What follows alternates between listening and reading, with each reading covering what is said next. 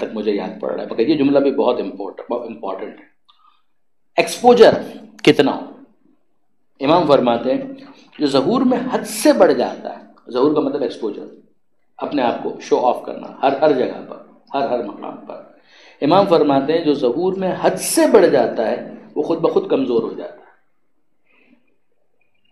یعنی انسان کی اسٹرینتھ اس میں نہیں ہے کہ ہر جگہ وہ اپنے آپ کو شو کرے،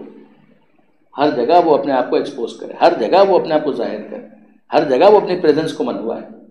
ایک تو بالکل وہ انداز ہے نا کہ جس کے اندر جہاں واقعا ضروری ہے وہاں پر بھی انسان اپنے آپ کو پریزنٹ نہ کرے، اور ایک یہ ہے کہ بات بے بات، موقع بے موقع، بس اس کی خواہش یہ ہو کہ کسی نہ کسی طریقے سے مجھے نوٹس کیا جائے گا. اٹینشن سیکنگ بیہیویئر جو بچوں میں ہوتا ہے وہ تو چلیے ابتدائی مرحلہ ہوتا ہے، مگر بڑے ہونے کے بعد بھی انسان یہ چاہتا ہے کہ ہر موقع پر اس کو نوٹس کیا جائے. یہ اچھا نہیں ہے، اور اس کا نتیجہ کیا نکلتا ہے؟ نہ فقط یہ کہ اچھا نہیں ہے بلکہ اس کے نتیجے میں اس کی جو کمزوریاں ہیں وہ ظاہر ہونا شروع ہو جاتی ہیں. جیسے کہ بہرحال عیوب سے تو کوئی بھی بری نہیں ہے، عیب تو ہر ایک کے اندر ہے، مگر اگر وہ ہر جگہ اپنے آپ کو ظاہر کرنا شروع کر دے تو اس کا نتیجہ یہ نکلتا ہے کہ اس کے ذریعے سے پھر اس کی کمزوریاں وہ بھی نمایاں ہونے لگتی ہیں. سو غور کیجیے گا، یہ جملہ بہت امپورٹنٹ تھا. پھر اس کے بعد امام فرماتے ہیں کہ رنجیدہ کے سامنے خوشی کا اظہار بے ادبی. ایک شخص ہے، رنجیدہ ہے، غمزدہ ہے، پریشان ہے، کوئی اس کے ساتھ حادثہ ہو گیا، سانحہ ہو گیا، جیسے مغموم ہے، اس کا دل تو رونے کا چاہ رہا ہے، اور اگر اس کے سامنے اس بات کا اظہار کیا جائے کہ مجھے تو آج یہ خوشی ملی ہے، مجھے تو آج یہ نعمت ملی ہے، کہا کہ نہیں، یہ موقع نہیں. یعنی اگر آپ غور کریں تو ایک دوسرا موقع ہو سکتا ہے کہ جہاں پر انسان ملنے والی نعمت کا اظہار کرے. اما بنعمت ربک فحدث، یہ سورہ والضحیٰ کی آخری آیت. کہ جو رب نے تمہیں نعمت دی ہے اس کا اظہار کرو. مگر موقع ہوتا ہے، ایک انسان ہے کسی موقع پر بیٹھے دوستوں کے درمیان، رشتہ داروں کا الحمدللہ پروردگار عالم نے بہت نوازا کہ خدا نے موقع دیا کہ ہم زیارت کر کے آئے، خدا نے موقع دیا کہ ہم نے اپنے بچوں کی شادیاں کر دیں، خدا کا شکر ہے کہ پروردگار نے ہمارے بیٹے کو صاحب اولاد کر دیا مثلا. لیکن غور کیجیے کہ اگر کوئی ایسا بیٹھا ہوا ہے کہ جس کا اکلوتا بیٹا تھا اور اسی کا انتقال ہو گیا، اور اسی کے سامنے آپ یہ بیان کریں کہ پروردگار کا بڑا احسان ہے کہ اس نے ان کو صاحب اولاد بنا دی، یہ موقع نہیں تھا. یہ جملہ کہنے کا یہ موقع نہیں تھا. اس کو کہا جائے گا کہ یہ بے ادبی ہے، یہ ادب کے خلاف ہے، یعنی سامنے والے کو ہرٹ کرنا چاہتے ہیں. اس کے مقابلے میں زیادہ بہتر کیا ہوتا کہ اگر مثال کے طور پر کوئی وہ رشتہ دار اپنے بچے کو لے بھی آئے تو اسی کی گود میں ڈال دیا جائے کہ یہ آپ کی دعاؤں کا محتاج ہے، تو اس کو اور اچھا لگے. اس موقع پر اپنا اندر چیز وہی ہے، بات تو وہی ہو گئی کہ اطلاع تو اس کو دی جا رہی ہے کہ یہ فلاں صاحب کے فرزند ہیں کہ جو آپ کی گود میں، لیکن یہ کہ بہرحال اس کے اندر آپ نے اس کو بڑا ہونا ہے اور اس کو احساس دلایا کہ فرض کیجئے کہ اگر آپ کو پروردگار عالم نے ایک امتحان کے اندر مبتلا کیا بھی ہے تو یہ بچہ آپ ہی کا بچہ ہے. اس کے نتیجے میں جو اس کا زخم ہے وہ کچھ مندمل ہونے لگے گا کہ ہاں اس کے اوپر بہت سارے ہو سکتے ہیں. کہ وہ آپشن اختیار مت کرو کہ جس کے نتیجے میں وہ سامنے والا سہمت محسوس کرے. اس کو سمجھانے کے لیے بڑی آسان سی مثال ہے کہ 80 سال کے آپ کے کوئی بہت بزرگ عالم دین ہو اور وہ ایئرپورٹ پر آئیں اور فرض کیجیے کہ 1,00,000 افراد ان کو ریسیو کرنے کے لیے وہاں پر پہنچ جائیں اور کہیں کہ ایئرپورٹ سے ہم آپ کو جلوس کی صورت میں نشتر باغ تک لے کر جائیں گے. 80 سال کے بزرگ تو چھوڑیے، اگر 40-50 سال کے بھی کوئی ہوں گے تو ان کا بھی جنازہ نکل جائے گا. وہ بڑی محبت سے ان کو لینے گئے، ریسیو کرنے کے لیے گئے، مگر ٹھیک ہے بھائی آپ کی محبت ہے، مگر اس محبت کے چکر میں ان کے ساتھ آپ کیا کرنے والے ہیں؟ آپ کا جلوس اختتام میں ان کا جنازے کا جلوس بن جائے گا. تو یہ وہ چیز ہے کہ جس کو کہا جائے گا کہ نہیں، کسی کا احترام اس طرح سے نہ کرو کہ جس کے نتیجے میں وہ خود بیچارہ پریشان ہو جائے یا وہ خود زحمت محسوس کرے. یا فرض کیجئے کہ آپ کو پتہ بھی ہے کہ جناب وہ تو ہارٹ پیشنٹ ہیں،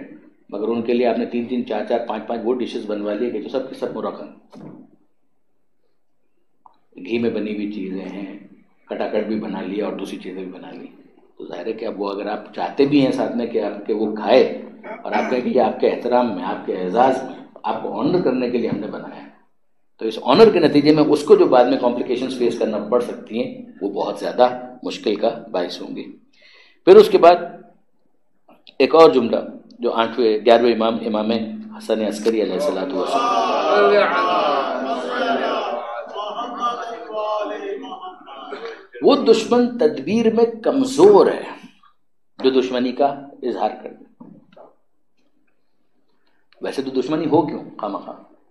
یعنی بلا وجہ دشمنی کا نہیں ہونی چاہیے، لیکن فرض کیجئے کہ کسی موقع پر دشمنی ضروری ہے، تو وہ دشمن تدبیر میں کمزور ہے جو دشمنی کا اظہار کرتا ہے۔ اب بہت زیادہ بولنے کی ضرورت نہیں ہے، اگر آپ غور کریں تو یہ اس جملے کے ساتھ آپ اس کو ملا بھی سکتے ہیں کہ جو بہت زیادہ شو آف کرتا ہے وہ اپنی کمزوری کا اظہار کر دیتا ہے۔ ایک انسان ہے اگر واقعاً جینون کوئی انمٹی ہے بھی تو اس کے لیے مناسب نہیں ہے کہ ہر تھوڑی دیر کے بعد وہ اپنی اس دشمنی کا اظہار کرے۔ صحیح وقت کا انتظار کرنا اور اس موقع پر اپنی اس تدبیر کو ظاہر کرنا یہ وزڈم کے مطابق ہے، اور اس کے خلاف کرنا یہ اسٹوپیڈیٹی ہے، یہ حماقت ہے۔ ایک اور جملہ سنیے، امام فرماتے ہیں کہ جب دل آمادہ ہو تو اسے باتیں بتاؤ، اور جب بیزار ہو جائے تو اسے اس کے حال پر چھوڑ دو۔ یعنی ایک تو وہ شخص ہے کہ جس کا دل کبھی آمادہ ہوتا ہی نہیں، وہ اس وقت انڈر ڈسکشن نہیں، یعنی ایک وہ شخص ہے کہ جو سنجیدہ ہوتا ہی نہیں، اس کی بات نہیں ہو رہی، بات ہو رہی ہے اس شخص کی کہ جو سنجیدہ تو ہے، مگر مسئلہ یہ ہے کہ سنجیدگی کے ساتھ بھی جب وہ حکمت کی باتیں ہیں، دانائی کی باتیں ہیں، کسی سبجیکٹ کے اوپر بھی محنت کر رہا ہے تو کتنی دیر وہ کر سکتا ہے؟ 24 گھنٹے یہ کام نہیں ہو سکتا، تو پھر کیا ہو؟ امام فرماتے ہیں کہ جب تک دل آمادہ ہے، اکتا نہ جائے، اس وقت تک اس کام کے اندر مشغول رہو۔ ایک وہ شخص ہے کہ جو آمادہ کبھی ہوتا ہی نہیں ہے، نہیں وہ تو کیس ہی الگ ہو گیا۔ یہ بات ہو رہی ہے اس شخص کی، طالب علم کی، پڑھنے والے کی، جوان کی، بوڑھے کی، کوئی بھی ہو جو کسی چیز کو سیکھنا چاہتا ہے، پڑھنا۔ ایون قرآن کے بارے میں بھی یہی ہے، نہج البلاغہ کے بارے میں بھی یہی ہے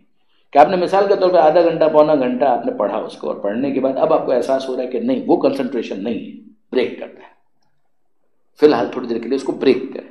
اور بریک کرنے کے بعد تھوڑا کچھ اور کام کریں، پھر واپس اگر دل کچھ آمادہ ہوتا ہے تو پھر واپس کتاب کو اٹھائیے۔ اسی لیے اگر آپ دیکھیں تو قرآن مجید کے حوالے سے بھی جو لفظ استعمال ہوا ہے وہ کیا ہے؟ سورہ مزمل کے اندر وَرَتِّلِ الْقُرْآنَ تَرْتِیلًا، قرآن کو ٹھہر ٹھہر کر پڑھو۔ ٹھہر ٹھہر کر پڑھنے پر کیوں اتنا اصرار ہے؟ یہ اصرار اسی وجہ سے کہ انسان ٹھہر ٹھہر کر غور کرتا جائے، تفکر کرتا جائے، تدبر کرتا جائے، یہ لگ لگائے زبانی فقط نہ ہو، ایسا نہ ہو کہ بس پڑھتا چلا جا رہا ہے، نہ، تھوڑا رکے اور رکنے کے بعد غور کرے، پھر اس کے بعد دوسری آیت کی طرف جائے، پھر تیسری آیت کی طرف جائے، پھر چوتھی آیت کی طرف جائے، 15-20 آیتیں 25 آیتیں ہو گئی، اب اس کا احساس ہو رہا ہے کہ نہیں اب وہ کنسنٹریشن نہیں ہے، صدق اللہ العلی العظیم، اے پروردگار جتنا پڑھا ہے اسے میرے لیے نفع بخش قرار دے، بریک کرے، اور پھر اس کے بعد کوئی دوسرا کام کرے، پھر اس کے بعد پھر واپس آئے، سیکنڈ ہاف کے اندر آئے، تھرڈ ہاف کے اندر آئے، سیکنڈ ہاف کے اندر آئے، رات کے وقت آئے، جب اس کو محسوس ہو کہ نہیں اب واپس کچھ طبیعت آمادہ ہے، پھر اس وقت اس کو کھولے۔ وہ جو کیس ہے کہ جو آمادہ ہو ہی نہیں رہا ہے، اسے تو چاہیے کہ کسی طریقے سے زبردستی بھی اپنے آپ کو لے کر آئے، اپنے نفس کے اوپر تھوڑا سا فورس کرے تاکہ وہ کچھ پڑھنا شروع کرے، مگر اس وقت جو ڈوز ہوگا وہ بہت کم ہوگا، 2 سے 3 آیتیں، 4 آیتیں، بس پھر بریک کر دے، پھر اس کے بعد اگلے مرحلے کے اندر ان 5 آیتوں سے وہ 10 آیتوں تک جانے کی کوشش کرے، 20 آیتیں، 25 آیتیں، جب وہاں پر پہنچ جائے تو وہ کہے کہ ہاں ٹھیک ہے اب 30-40 آیتیں روز کی میں پڑھ رہا ہوں، یہ کافی ہے۔ اب اس میں اگر کبھی طبیعت پوری طریقے سے آمادہ ہے، مثلا ماہ رمضان آ گیا تو واقعاً ایک انرجی کا لیول بڑھ جاتا ہے کہ انسان کے ماہ رمضان ہے، خدا سے قریب ہونے کا موقع ہے، تو عین ممکن ہے کہ آپ کا خود دل چاہے کہ نہیں 40 آیتیں نہیں، یہ ماہ رمضان کے اندر تو روز مجھے مثلا ایک پارہ بھی پڑھنا چاہیے، تو بہت اچھی بات ہے، لیکن اس میں بھی اگر 3-4 دن کے بعد محسوس ہوتا ہے کہ نہیں ابھی وہ والی پوزیشن نہیں ہے تو پھر اس کو بریک کر دیں۔ یا مجھے یاد ہے ایک جملہ اور معصوم کا یاد آیا کہ لا یکن ہم احدکم آخر السورہ، تم میں سے کسی کا ہم و غم یہ نہیں ہونا چاہیے کہ کسی نہ کسی طرح سے سورہ پورا کرو، کہ اس کو اپنا ٹارگٹ مت بناؤ کہ یہ ہو کسی طریقے سے بس مجھے سورہ پورا کرنا ہے، اگر نہیں کرو رک جاؤ، وہ جو 3 آیتیں پڑھی تھی واپس انہی 3 آیتوں کو پڑھو، وہ 5 آیتیں جو پڑھی تھی انہی کو واپس 5 آیتوں کو پڑھو۔ مجھے یاد ہے علامہ طالب جوہری صاحب بھی ہم کو بہت بولا کرتے تھے، وہ کہتے تھے کہ ایک آیت کو 2 آیتوں کو 1 صفحہ 2 صفحہ جب پڑھ لیا ہے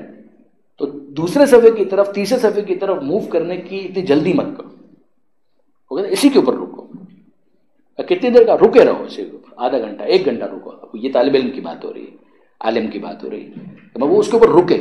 ایک ایک لفظ کے اوپر وہ رکے،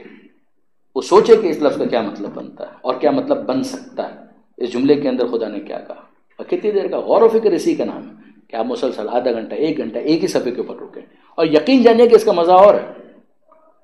یعنی اس کا پھر مزہ اور ہے کہ جب آپ اتنے مانوس ہو جائیں ان الفاظ کے ساتھ تو پھر اس کے بعد آپ جب کبھی بھی پڑھیں گے